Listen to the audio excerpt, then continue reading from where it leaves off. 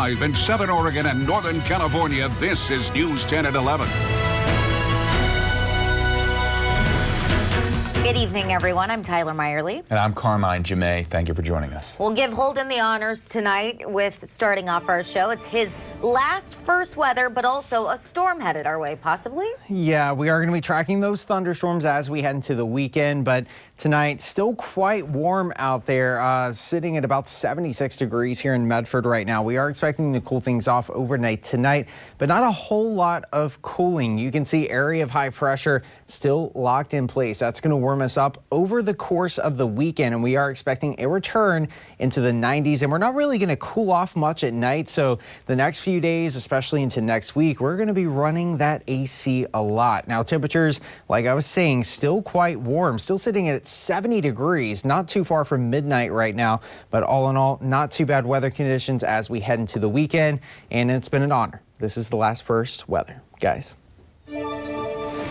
Thanks, Holden. New tonight at 11, training starting up at Shasta College's Fire Academy today. But as our sister station's Preston Donyan reports, the firefighters are not students. Here at Shasta College, an existing partnership has taken a new dimension with the addition of CAL FIRE's third training center. Shasta College has had its own fire academy for years, training firefighters right here in Redding to serve locally and beyond. One agency that has worked with the college throughout is CAL FIRE, who has recently launched their North Training Center right on campus. As we visited the site today, CAL FIRE employees from across the state underwent ladder training to further their skills. With just 2 other training centers in the entire state, Shasta College's facilities will be a huge boost to CAL FIRE's staffing, as Captain Keith Dietz explains. We're currently trying to get 300 students through all 3 locations. We're on pace to wind up training 1,500 employees for CAL FIRE to get them back out to support the field operations.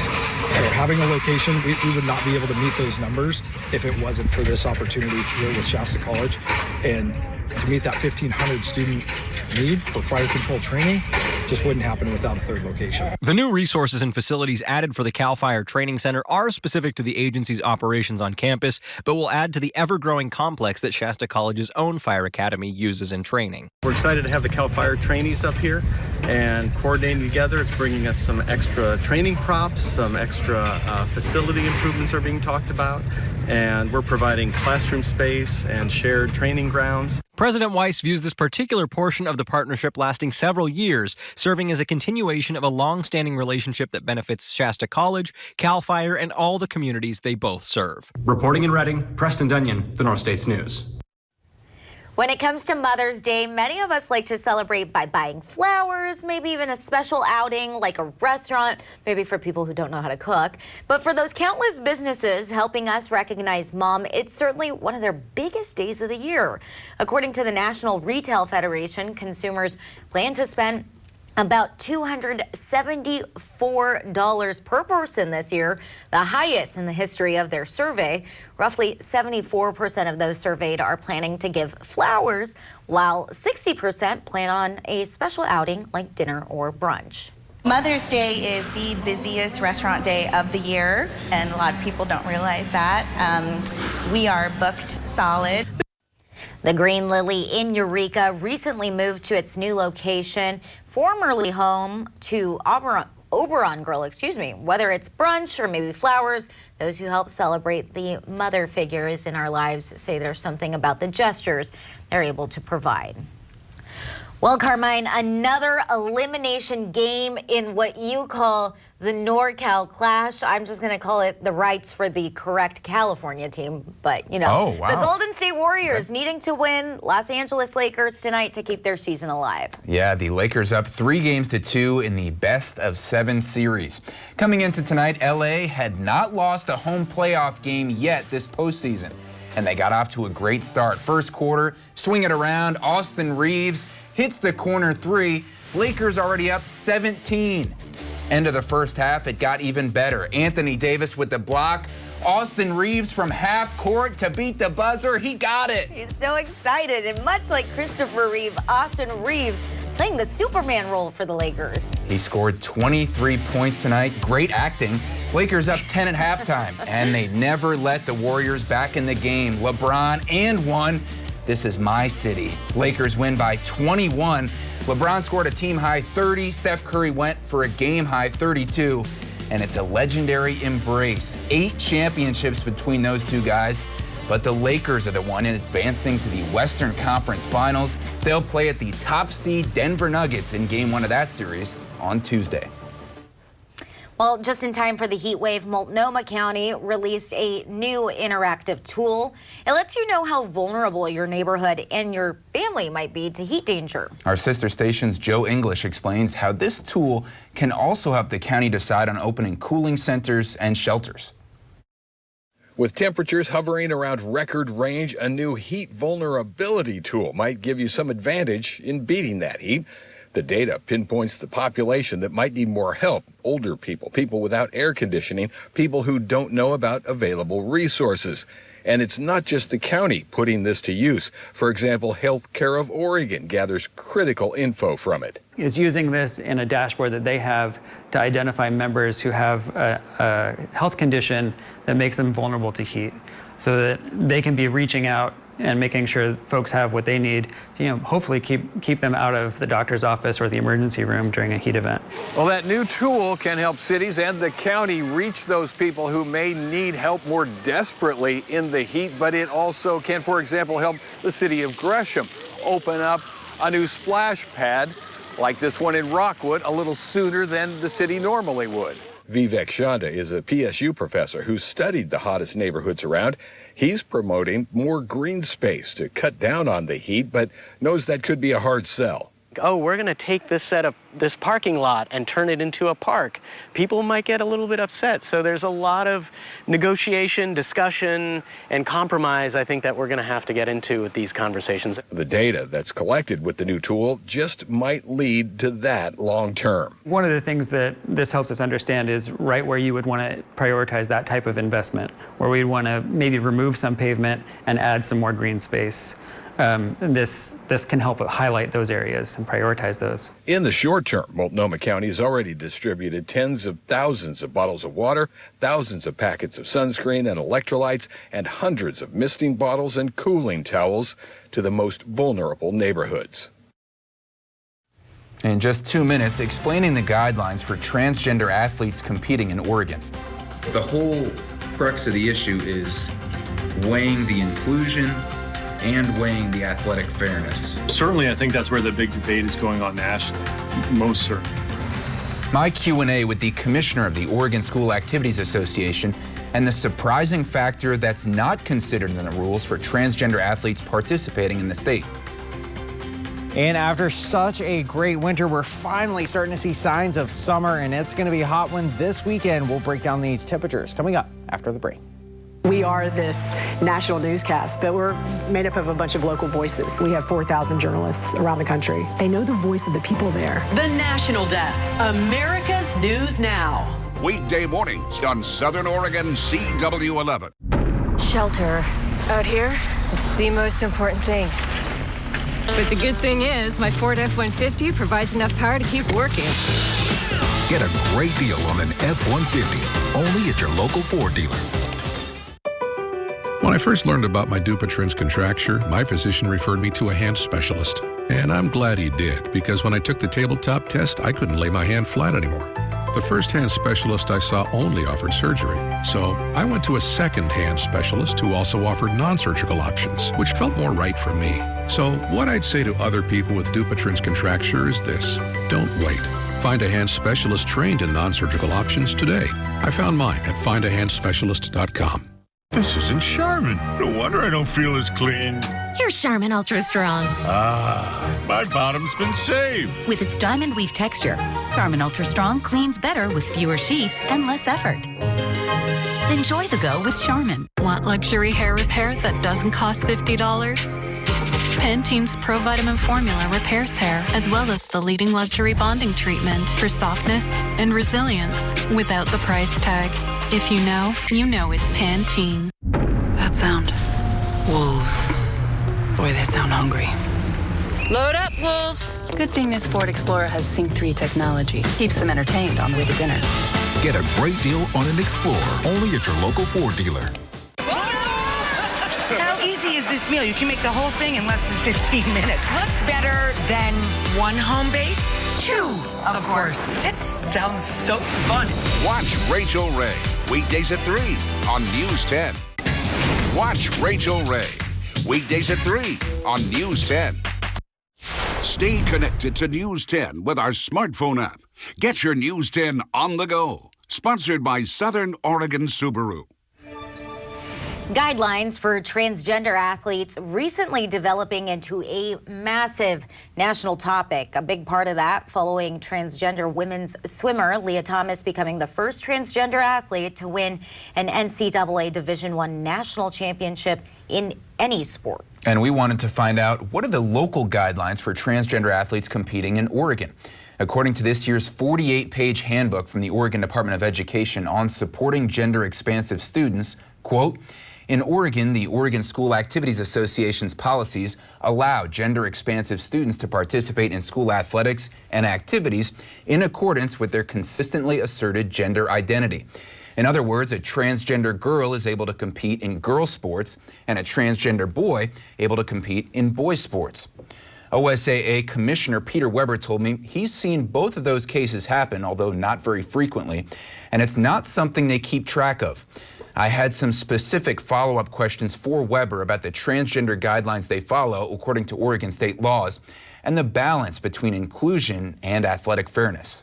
What do you tell a father of a girl or somebody like that when they're going up against a transgender girl and they're saying, this isn't fair for my young lady to compete? And individual coaches, individual parents, belief or thoughts on, we're not able to get caught up in those because we need to make sure that we're in alignment with the state law. For example, you look at the qualification times for the 6A 100-meter dash at the Oregon state level.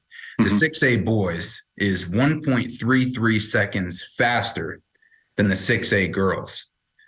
So if you are discussing with the state and they're telling you you have to allow transgender girls to compete in the girls division, you guys knowing based on your standards that boys are faster than girls, why have you not pushed back on the state as far as the competitive fairness piece? Well, again, the competitive fairness isn't a part of the state statute and the interpretation of where that lands. It's based on the discrimination piece.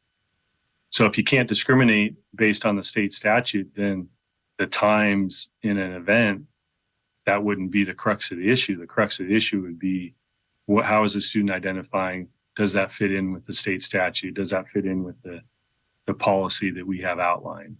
State statute that you guys at the OSAA have to follow as far as discrimination doesn't take into account athletic fairness for allowing a transgender athlete to compete. I don't think that's addressed in the state statute. Because again, it's not a state statute that's based on athletics. It's a state statute that's based on discrimination. It's not set up to be a, I guess for lack of a better term, an athletics policy. So why is there not an athletics policy for athletes who are transgender? I wanted to ask the Oregon Department of Education to elaborate because, as Weber said, they're the ones who interpret the state laws and help the OSAA make those rules for the schools to follow. I emailed their communications director, Mark Siegel, more than 2 weeks ago, trying to set up a Zoom interview for a video chat. He said, let me look into this and get back to you. 2 days later, after I emailed him to follow up, he wrote out what he said were answers to my questions, but were really just reiterating ODE's policy. I then asked again, can I speak with someone from your office for a Zoom call? On Monday, May 1st, Mark wrote back, what are your other questions? Tuesday, I told him I would much rather have a video chat conversation to be able to ask follow-up questions and have answers that weren't scripted through email. He then said if I have additional questions, they'd be happy to answer them via email.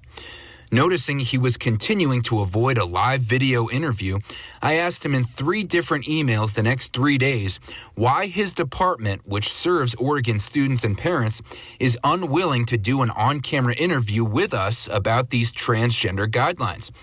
He responded by again reiterating their policy and saying they were happy to answer questions via email. I then sent Mark 3 more emails, called him multiple times, left voicemails, but he didn't return any of those messages. Specifically, I wanted to ask why athletic fairness is not considered at all in a policy governing sports, which has the understanding of fair competition. I also wanted to ask if there was a thought of nuance in the policy, acknowledging and welcoming transgender students to compete, but also acknowledging the differences in athletic ability biologically, which the OSAA clearly has a standard with much faster state track qualifying times for boys than for girls. Those are questions the state's Department of Education declined to hear. OSAA Commissioner Weber told me this was a, quote, hot topic at their national convention, as we've also seen in Washington, D.C., and will be discussed more at the OSAA meetings in June. Now, First Alert weather with Chief Meteorologist Holden LaCroix. Live look outside over the Rogue Valley right now, 76 degrees, partly cloudy skies. We are going to start to see that warming trend over the next few days. It's been a while since we saw 90s. We got up to about 88, 89 degrees today, and tomorrow we'll likely surpass the 90s, and we'll continue that trend as we head into next week. And it's all due to high pressure. You can see really across the entire West Coast from Vancouver, BC, all the way down to San Diego. We're tracking this high pressure system kind of anchored over Nevada, and that's going to be building as we head into the weekend, warming us up into the 90s, possibility of mid-90s once we head towards Sunday. Now, we have some subtle changes on the way.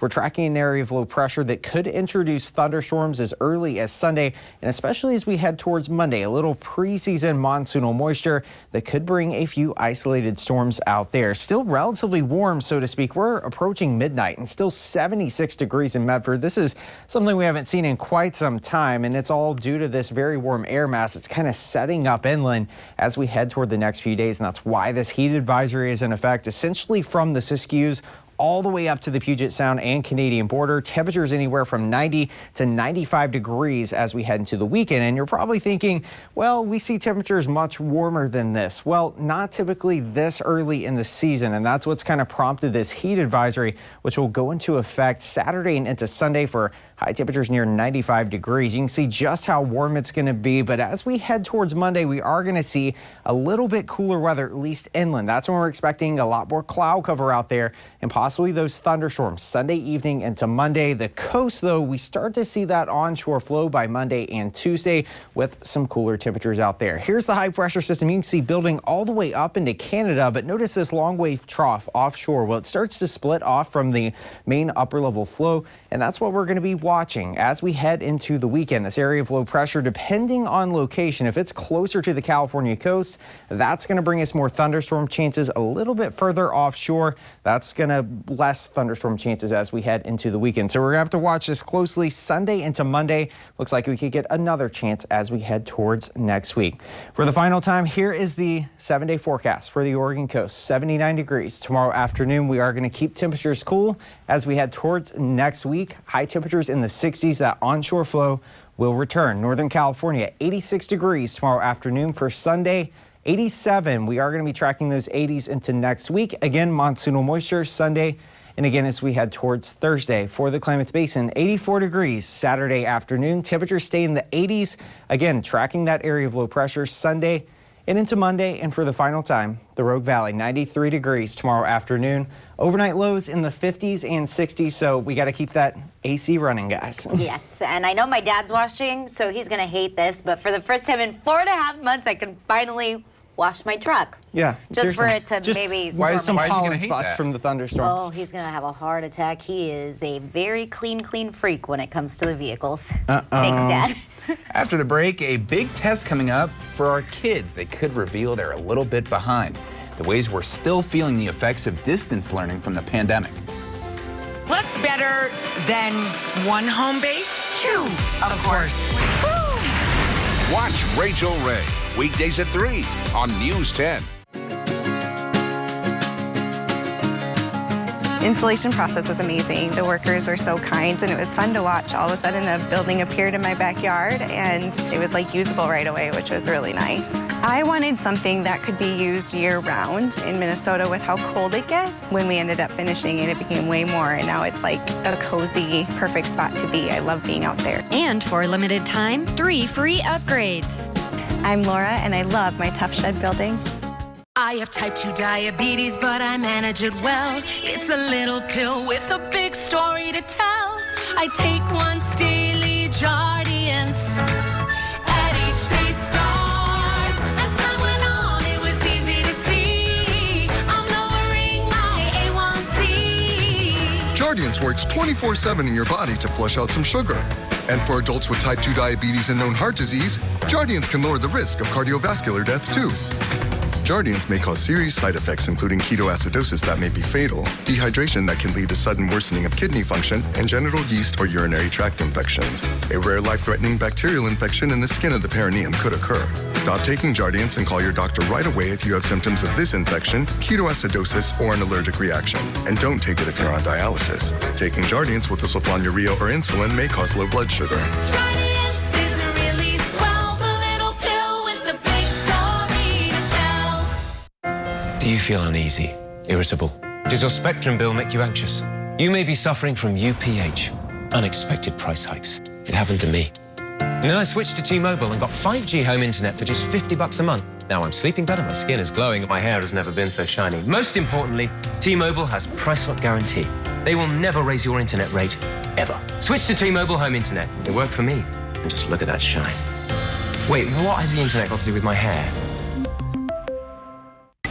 Watch Sherry, weekdays at 4 on News 10. You're watching News 10 at 11. First graders who started school at the beginning of the pandemic now in 3rd grade. And this week, many of them facing a series of tests that might predict their long-term success. The National Desk's Angela Brown explains many of these kids are going into this test behind.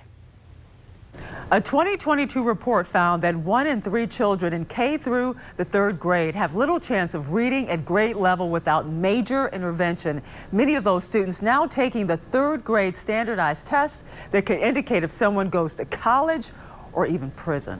3 fingers up on the first day of school. We said, oh, I'm a big boy now. I'm in the 3rd grade. 8-year-old Clever loves his school, loves his teachers. It's Mother's Day. He told me yesterday, he said, I got to get my favorite teacher a gift.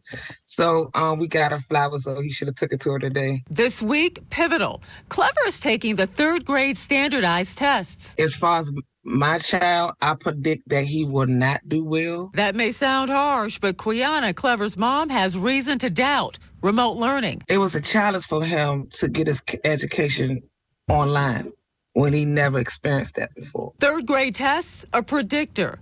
The Department of Ed cites in this paper the link between how kids perform on 3rd grade tests and their future. Kids that score very low on 3rd grade tests are much more likely to drop out of high school, much less likely to go to college, more likely to end up in the criminal justice system. Michael Petrilli, president of the Thomas B. Fordham Institute that focuses on K-12 education and reform, agrees with Quiana, not expecting high marks on 3rd grade tests, warning educators not to just move students on to the next grade, but act. It's going to mean intensive tutoring. It's going to mean more time with teachers and one-on-one or in small groups.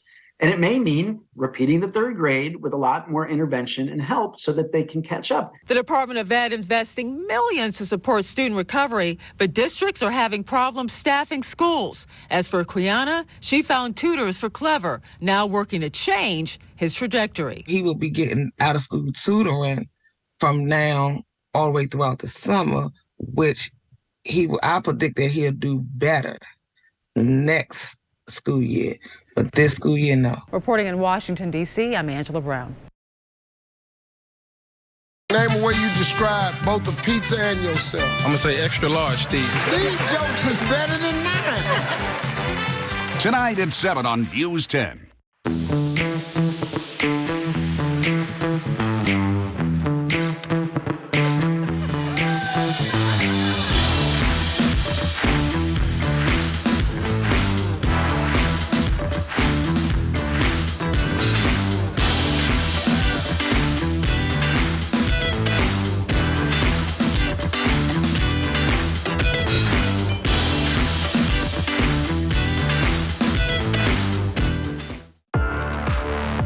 Welcome to the Spectrum Lab, where we're bringing you the best in connectivity with Spectrum One. Get Spectrum One with Spectrum Internet for $49.99 a month, plus advanced Wi-Fi, plus your first line of Spectrum Mobile Unlimited, free for 12 months. Call 833-823-4999. Spectrum Internet delivers the fastest internet speeds in the nation, so you always have the speed you need for all your connected devices.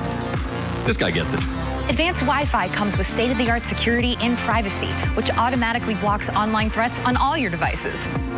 If it's connected, it's protected. Plus, Spectrum Mobile gives you unlimited talk, text, and data on a reliable nationwide network. At Spectrum, we're always working to bring you better ways to connect. You think they noticed the orb? I think so. Get Spectrum One with Spectrum Internet for $49.99 a month, plus advanced Wi-Fi, plus your first line of Spectrum Mobile Unlimited, free for 12 months. Call 833-823-4999. Visit Spectrum.com or Spectrum Store today. Grapplers for Autism raises money for individuals with autism to provide support, mentoring, education, and advocacy in developing necessary life skills. Live an independent life through the art of Brazilian Jiu-Jitsu. Find Grapplers for Autism on Facebook for more details. Paid for by Brian Whitaker. Save on Rogue Music Festival general admission. The National Maternal Mental Health Hotline received more than 12,000 calls and texts in its first year.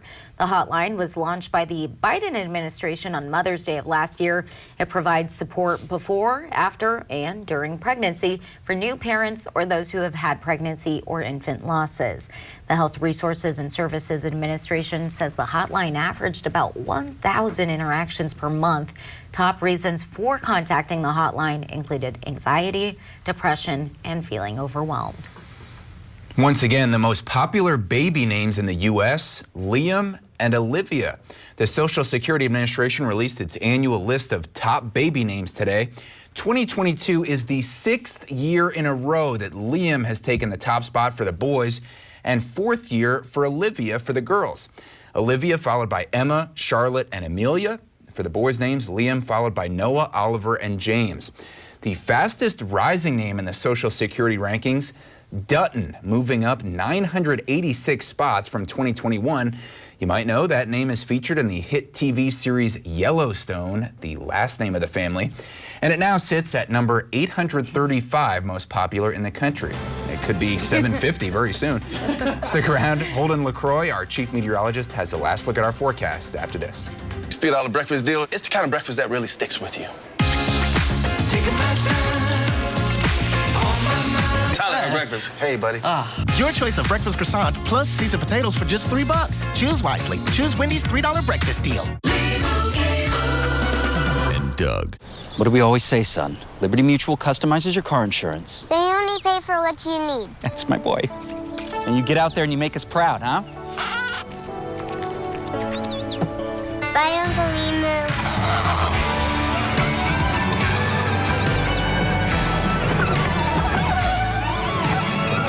Stay off the freeways. Only pay for what you need. Liberty, liberty, liberty, liberty. Wendy's Strawberry Frosty is back for the summer, so Tyler's been spending a lot of Frosty time outside. Ooh. What? Bro, you look like a strawberry. It'll even out. Choose wisely. Choose Wendy's. Now open late. Stressed out? Time to refresh your rhythm with Trident.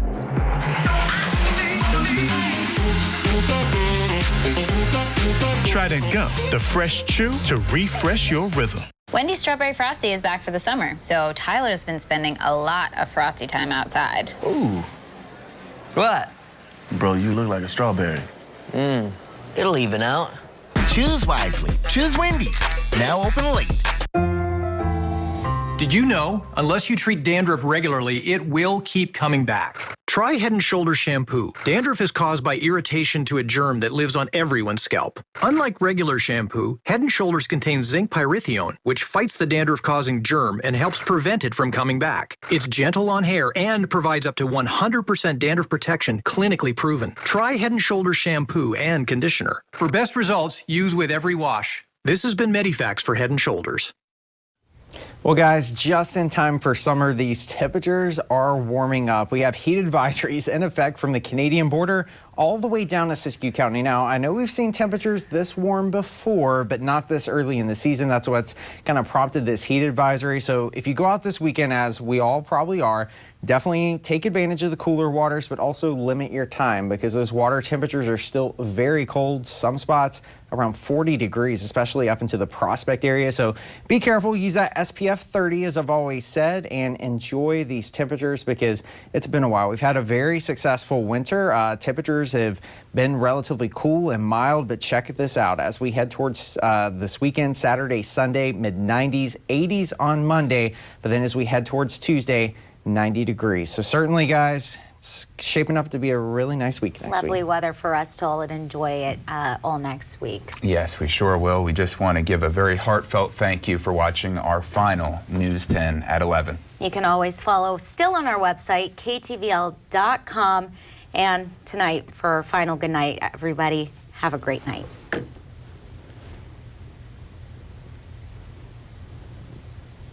Finally, some news about us. The News 10 team that has joined you in your living room each day for the past 61 years, bringing you the local news that matters to you. Change is a part of life, and there are some changes on the horizon for KTVL. Starting Monday, you'll see a new news product in place of this broadcast. It's called the National Desk, and it will provide regional and national news. We at News 10 cannot even begin to express what a pleasure it has been to work so hard for you, our viewers. We take pride in being fortunate enough to tell your community's stories, your neighbors' stories, and most importantly, your stories. And we've been honored to meet several of you out in the community and hope to see you again in the future. We thank you for watching our News 10 team every evening. We will miss you.